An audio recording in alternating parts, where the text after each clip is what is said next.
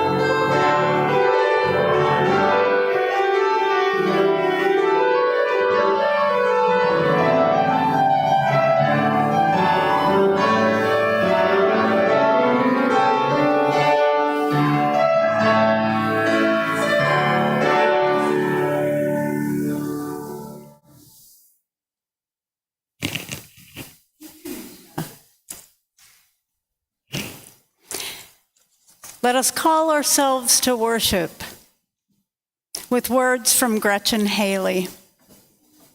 Calling all who cannot wait any longer for joy, for hope, and some good news, even a little. The time has come, the waiting is over.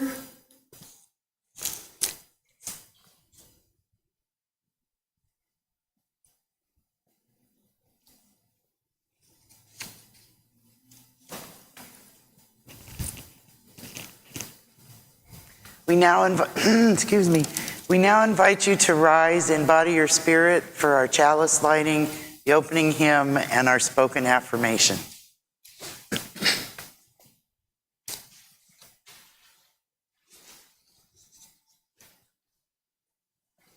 Get my page.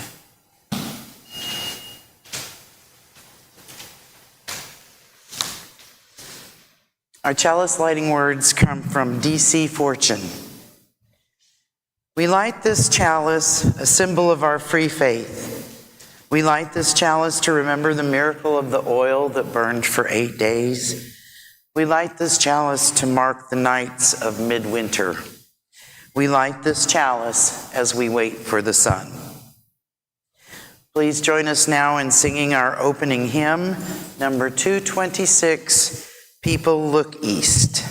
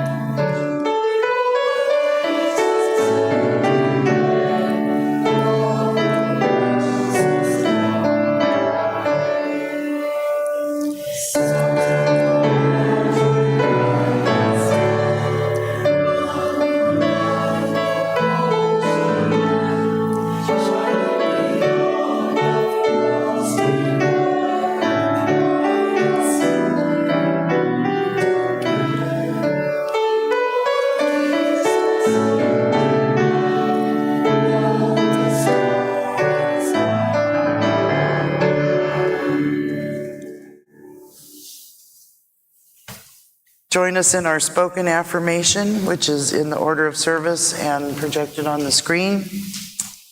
Love is the doctrine of this church. The quest for truth is our sacrament, and service is our prayer. To dwell together in peace, to seek knowledge and freedom, to serve others in community, to the end that all souls shall grow into harmony with creation. Thus do we covenant with one another. You may be seated. The young and young at heart are now invited to come forward for our time for all ages. Well, we have one young and a lot of young at heart. You can sit wherever you like. Absolutely. So it's almost Christmas. I was going to ask you if you'd seen Santa yet. You haven't? Are you going to before Christmas? You don't think so? How come? You've been busy. Yeah, it's been a busy season for everybody, right? I know, and that's what, I've been busy too, and I've been trying to make sure that I've got something for everybody, the whole Christmas shopping thing, and you are welcome to have a candy cane and pick yourself a little charm, yeah. But I also want to talk about how we gift to other people. We do it in a lot of different ways. And one of the ways, somebody reminded me this morning about our minister's discretionary fund, how that helps us gift to people all year long, just by our donations here at Christmas time. We're able to help people stay in their apartments. Oh, that's really cute. And help people if they have some car trouble or if they have a medical emergency and things like that. And so I think that that's one of the most important ways. We all play Santa right now that gives back all year long. Yeah. So we can, if somebody comes and says, I need some money because I need some new shoes, we can say, oh, Santa's got that for you. Yeah. There was something else, though, I want to talk about. And, aren't they separating them out by style over here? Yes. One of the reasons that I got these was because we had a kind of a little contest going on. And I said that everybody who brought a guest over the last couple of months was going to get something special. Do you want to play Santa? And you do? Okay. If you have brought a guest this year, I'm just going to say this year, then raise your hand. Will you take these and give one to everyone whose hand is raised? Now, I know there's more of you out there that have brought a guest, because I've seen you with guests. So raise your hand if you've brought someone, or if you have just suggested and they showed up. Okay?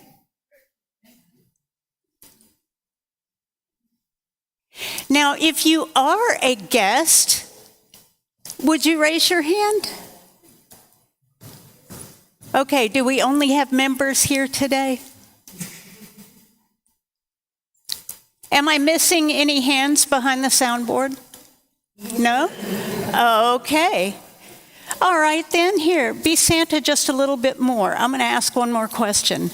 Is there anybody out there that would like one of these charms for Christmas? They're really cute. Just raise your hand. All right, you have more people to go be Santa for. Now, come on, everybody. She wants to be Santa, so raise your hands. Okay, here we go. Here we go.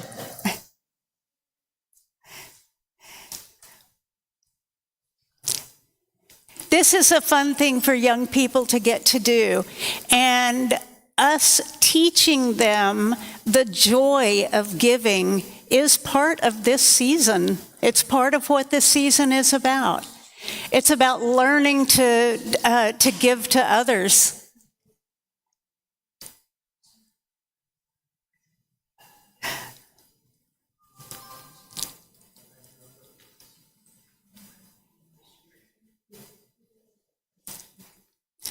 Right over here? Oh, you can come back to Marianne. She'll come back to you.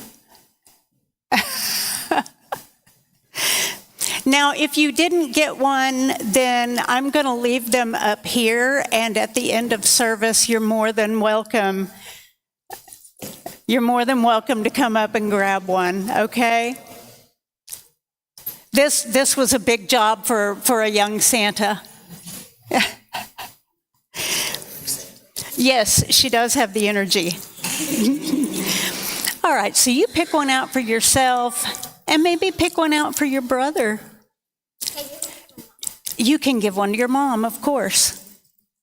Absolutely. And does your grandma want one? Did she get one? She's right back there.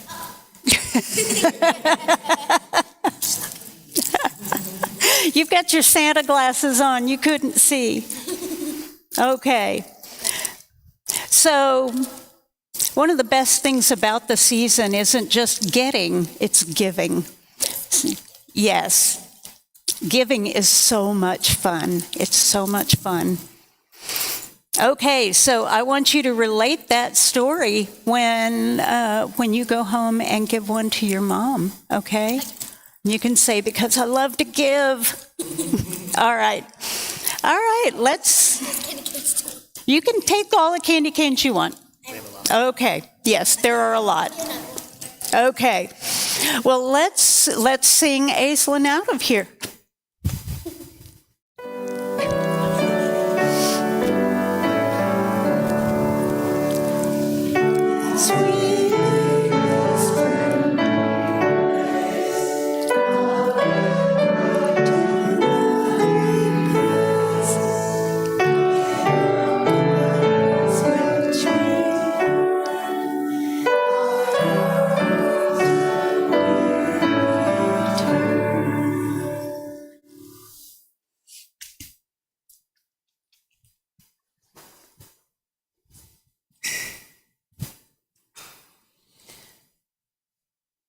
It is our custom to share the undesignated cash offerings that are collected each week with a nonprofit or charitable organization. Our Share the Plate recipient for this quarter of the year is the Wellman Project.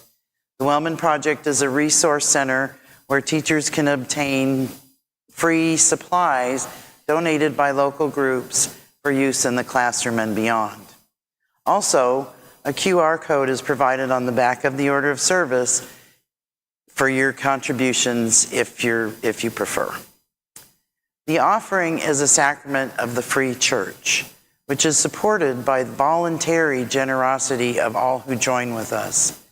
The weekly offering will now be given and received in grateful appreciation for our shared hopes and values.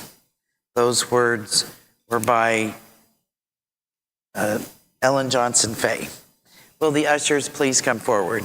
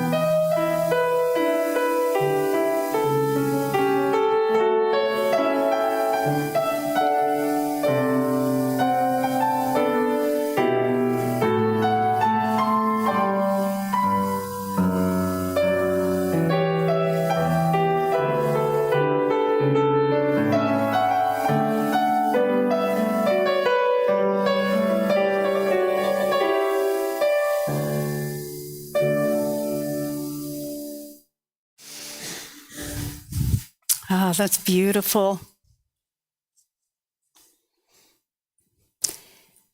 Our reading this morning comes from Andrew Paluca. Come into this circle of community. Come into this sacred space. Be not tentative. Bring your whole self. Bring the joy that makes your heart sing. Bring your kindness and your compassion. Bring also your sorrow and your pain. Bring your brokenness and your disappointments. Spirit of love and mystery, help us to recognize the spark of the divine that resides within each of us. May we know the joy of wholeness. May we know the joy of being together. Will you rise in body or spirit and join us in our hymn number 253, O Come, All Ye Faithful.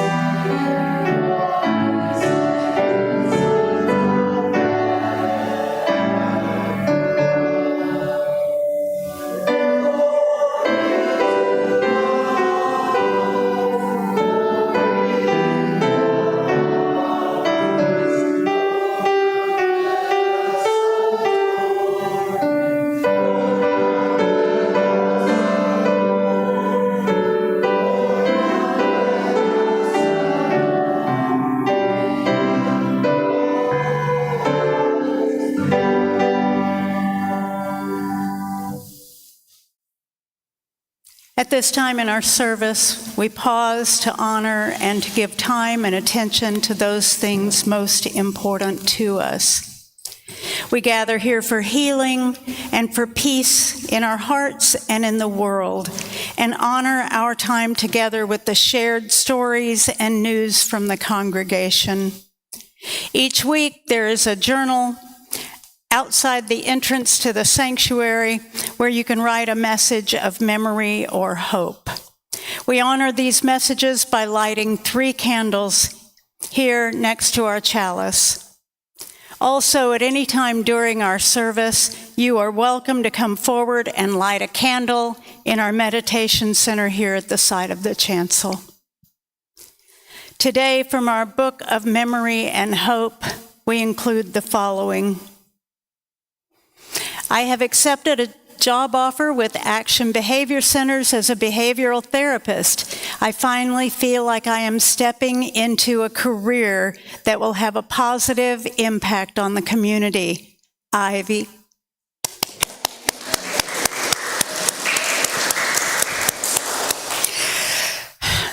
Thanks for choking me up.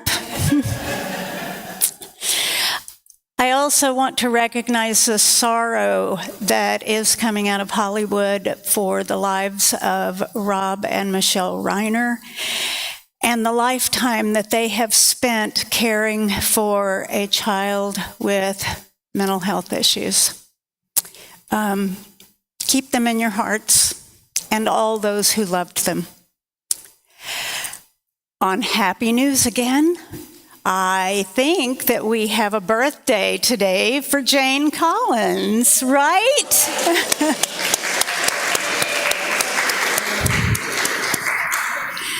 We love you, Jane, and happiest of birthdays to you.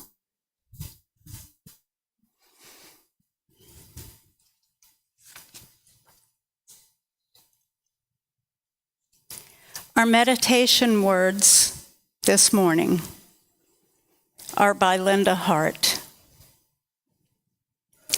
The travelers had come a long way and had a long way yet to go. Unable to come off the donkey without her husband's assistance and the grace of a large stone, still she came down, one hand to her back, feeling the ache throughout her body. The child in her belly kicked and made her draw a quick breath. Leaning heavily on Joseph's arm, Mary picked her way along the path. Others on the road had told them that they might find a spring with water so cold it would hurt their teeth. Here, they might find a place of shelter and calm where they could bed down for the night. Here we come, too, to find a moment of refreshment and rest from our journeys. No matter where you are going on your journey, no matter if it is your choice to go, or if you left by faraway edict, no matter if you carry a burden or the deepest of joys, no matter how weary and thirsty you may be, pause here. Take a quiet breath. Rest in peacefulness. Be renewed and restored. For in a short while, the journey will continue with its worries and troubles and joys and promise. Until then, let us join together in minds and hearts.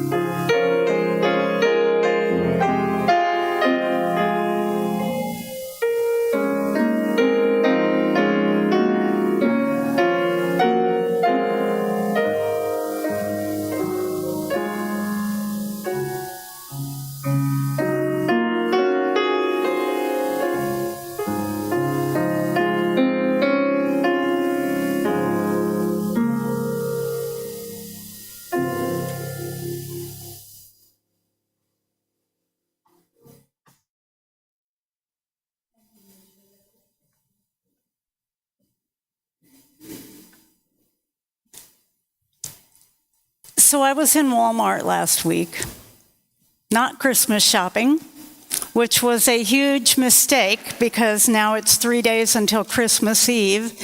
And if I don't already have a gift for you, well, you aren't getting one. Sorry. Anyway, I was looking at a really cute outfit for my great-granddaughter, River. And I hear a child laughing and chattering, and every few seconds I hear a hic, and then more laughter and chatter. As he came around the corner, I could see he was around 6 years old, and he had the biggest smile. My dad would have said he was grinning from ear to ear, and that isn't much of an exaggeration in this child's case. He was holding his mother's hand, but stopped every time someone passed, excitedly telling them that he had the hiccups. When he got to me, I was praying with everything I had that I wouldn't be skipped. As soon as we locked eyes, I could see he was revving up. And when he opened his mouth to speak, instead of words, there was the biggest hiccup I had ever heard out of a child anyway. It was a hic. He stopped, surprised by the extraordinarily huge sound that almost echoed through the store, and then broke out in such laughter that even Mom quit being embarrassed for a moment and joined him with a celebratory giggle and a shake of her head. Then it was my turn. "Guess what?" he said. "I have the hiccups." "No way," I replied. "I had the hiccups yesterday. Where did you get them?" Without skipping a beat, he said, "Well, I went to see Santa and I told him I wanted a puppy for Christmas, and I think he gave me hiccups instead." And just like that, he moved right on to the next person coming his way. "Hey, I have the hiccups," he shouted. To be a child at Christmas. You know, we miss something when we lose the ability to see the joy, excitement, and anticipation of the season through the eyes of a child. Think how differently the holiday is for you now than when you were 6 or 10 or 16.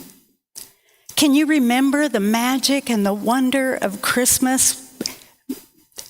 Can you remember when that magic and wonder was replaced with worry and anxiety, pressure and exhaustion, work and more work, and then more work? One day we wake up and realize we can't feel that magic anymore. When someone asks what we would like for Christmas, many of us say, "Oh, just something useful." Or worse, we say, "We don't need anything at all." I went home that day, kicked off my shoes, turned on some Christmas music, and plugged in the 4-foot-high plastic Santa that resides in our living room year-round, but is not allowed to be turned on until Black Friday. This plastic Santa that had become our lazy version of a Christmas tree during some very trying times when the Christmas spirit just seemed so far away that it was nearly non-existent. I thought about the joy just oozing from the little boy in Walmart and wished more than anything that I could go back to that time and recapture that innocent, excited spirit. Can we do that? Is it possible to see Christmas, or anything for that matter, through the eyes of a child again? Is our inner child still inside of us, lying dormant, waiting for us to call to it?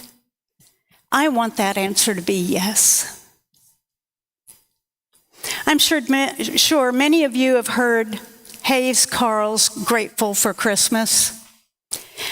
The first time I heard it, I regret to say I turned it off because it sounded like a karaoke bar at 1 a.m. not a correct note to be found.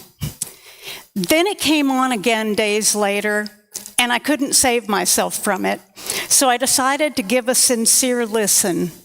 And just, wow, I'm so glad I did.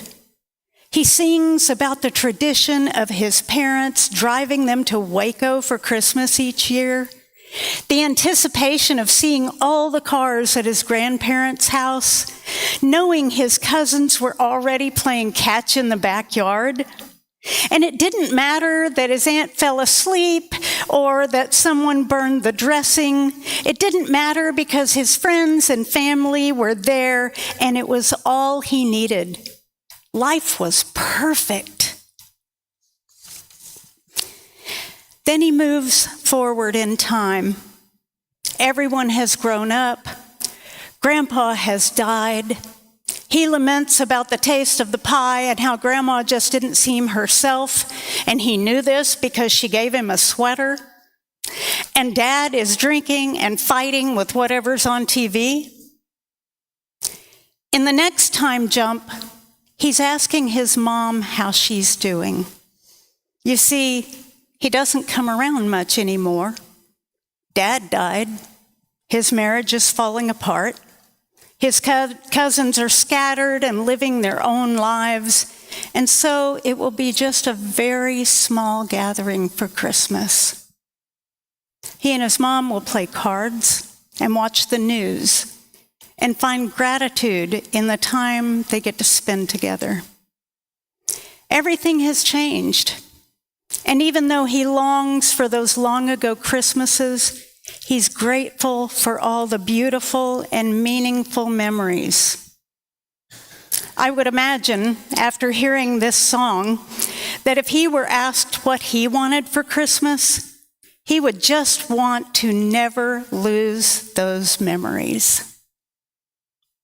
This song is about how we all grow up, how our families change, how we sometimes, more than just sometimes, struggle to find something, anything to be grateful for, because life can beat us down, and holidays can be joyous like the little boy with the hiccups, or it can be depressing like the man in the song, and it can be both at the same time.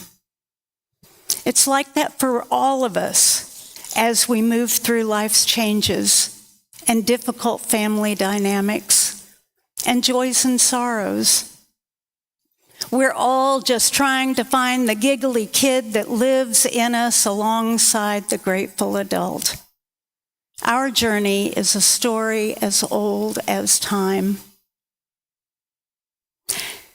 I want you to tell me, if you could ask Santa for anything, absolutely anything, what would it be?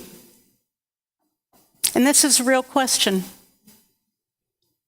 Tell me what you would ask Santa for. What? Equity.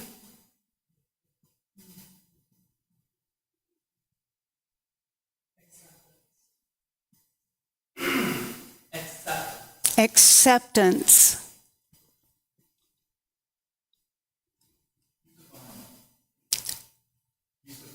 Peace of mind.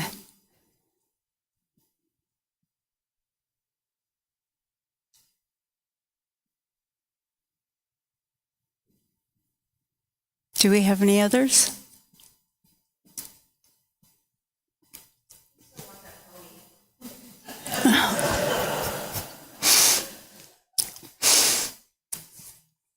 Well, there's no wrong answers here, because these are things that we are wishing for in our hearts. I think I would ask that I never be too old to see life through the eyes of a child. Irma Bombeck said, and for those of you who are too young to know who Irma Bombeck is, she was a columnist and a humorist. Yes, one of the greats. She said that there's nothing sadder than to awake Christmas morning and not be a child. Because in the eyes of children, we find the joy of Christmas. In their hearts, we find the meaning. So, I've thought so much about that little boy and about that song. And I decided that today, after I get home, 3 days before Christmas Eve, I'm going to go out to my shed, and for the first time in a really long time, I am going to haul out my old Christmas tree and, for better or for worse, set it up in the living room. I don't know if it's going to get any decorations on it, but that tree is going to be in there. And I'm going to try to look at it the way I used to when there was so much joy in putting that together and making cocoa and having Christmas music playing. I want to go recapture some of that. It's time. Amen. Yeah. So, this Christmas, I hope each of you gets the hiccups and that they are loud and that you tell every living soul you meet about it. Merry Christmas. Happy Hanukkah. Blessed winter solstice. Happy Kwanzaa. And Guru Gobind Singh. May it always be joyful. Will you rise in body or spirit and join us in our closing hymn, number 235, Deck the Halls.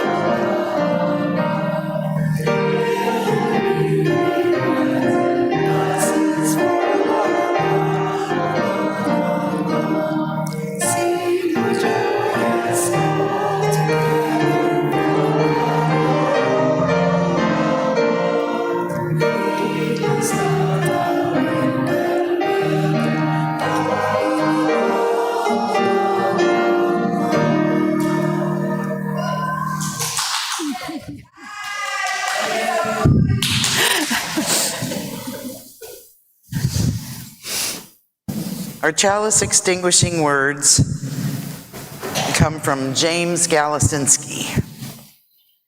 Our faith, like a light, illuminates the path before us so that we can face hurt with love, cultivate compassion, live humbly in community, and confront despair with the awe of life.